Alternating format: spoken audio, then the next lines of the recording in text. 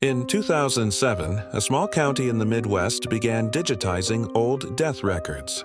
The project was routine. Scan paper files, archive them, destroy the originals, until an intern flagged a problem. Several burial records listed 2 dates of death, not revisions, 2 separate entries.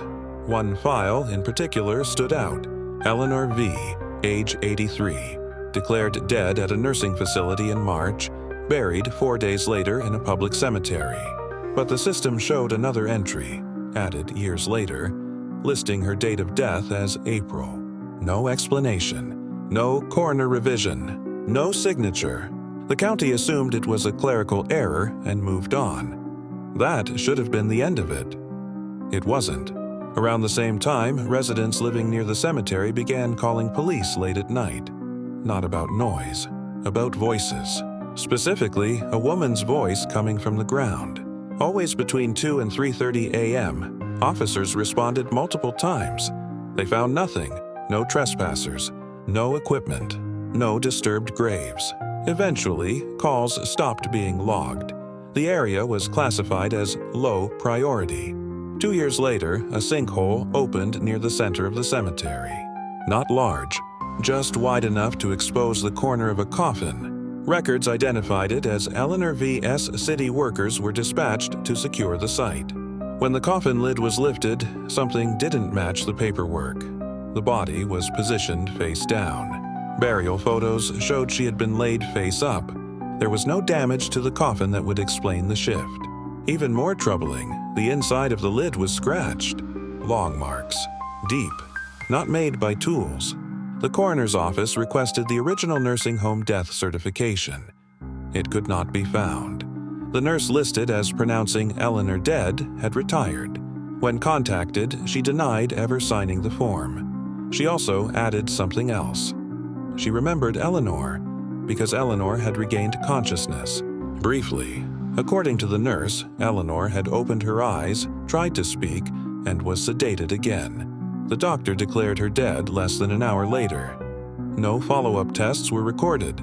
The city quietly ordered Eleanor's grave reinforced and resealed. No announcement, no investigation. But the records didn't stop changing. Eleanor's age at death increased by 1 year in the digital system. Then another. Then another. Each update occurred late at night. Each time, the login used belonged to an employee who no longer worked for the county. One of them had been dead for over a decade.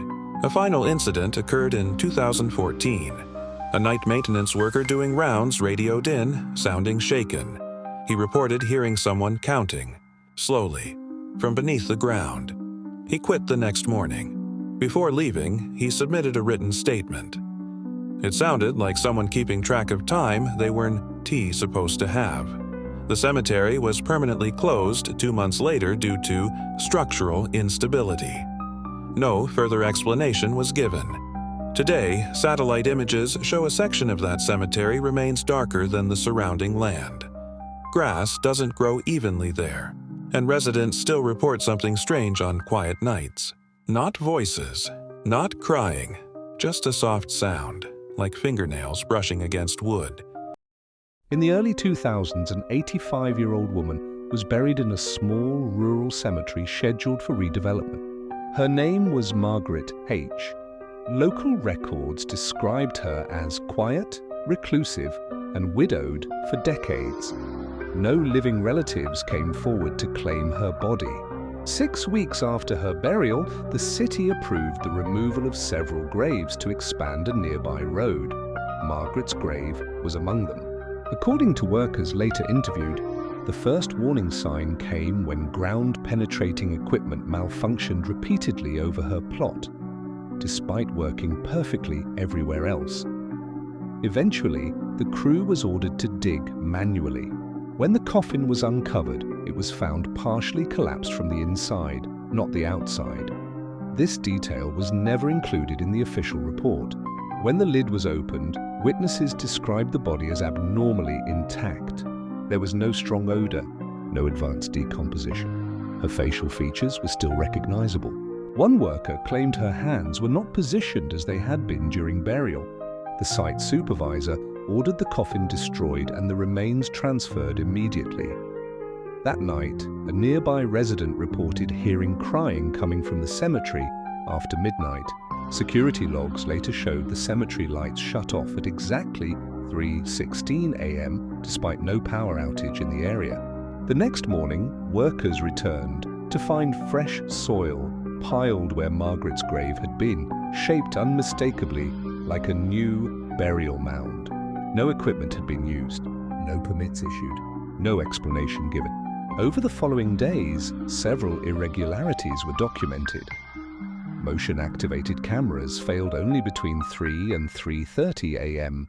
Footprints appeared in damp soil, bare, human, and leading away from the cemetery. Tools left on site were found rearranged in deliberate patterns. Then something worse happened. The county clerk noticed a discrepancy while finalizing records. Margaret's age at death, previously listed as 85, had updated in the system. It now read 86.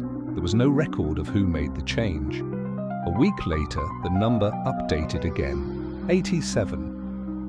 Shortly after, a night security guard assigned to the area failed to return home. His patrol vehicle was found unlocked.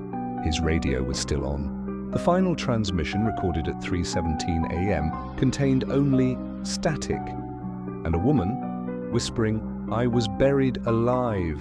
The cemetery expansion was permanently halted. Margaret's remains were never relocated. Her original grave was restored and sealed in reinforced concrete.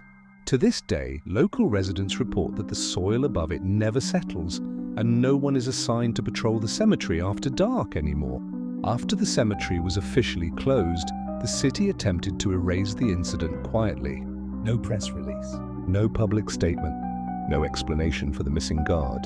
But paperwork doesn't disappear as easily as people. 6 months later, a junior auditor reviewing archived files noticed something strange. Margaret H.'s burial permit had been reissued. Same plot, same date, new signature. The signature belonged to a city employee who had died 8 years earlier. When questioned, supervisors dismissed it as a clerical error and sealed the file. But the changes continued. Utility records showed brief electrical usage in the cemetery at night. Too small to trigger alarms, too consistent to be random. Always between 3:14 and 3:18 a.m. Nearby residents began complaining about smells. Not decay, something older, damp, earthy, like freshly turned soil. One woman reported seeing a figure standing near the restored grave just before dawn. Elderly, bent posture, bare feet covered in dirt. When approached, the figure did not run. It simply lowered itself into the ground as if the soil had opened for it. The report was marked hallucination. Then the medical examiner's office made a discovery. Margaret H.'s original autopsy report, signed and dated, was missing. In its place was a revised document. Cause of death, undetermined. Time of death, inconclusive. A handwritten note appeared at the bottom of the page. Not in the examiner's handwriting, heir was present. That phrase meant nothing to administrators. It meant everything to the pathologist who found it. Because heir was present is not written when a body is buried after death. It is written when someone was breathing inside the coffin. The pathologist requested the grave be reopened. The request was denied. 2 weeks later, he resigned. Before leaving, he mailed copies of the documents to a local historian. The historian never published them. Instead, she added a single annotation to her personal journal. She was not 85 when she died. Years passed. The road expansion was quietly rerouted. The cemetery was fenced off. Nature reclaimed it. But satellite imagery taken years later shows something unsettling.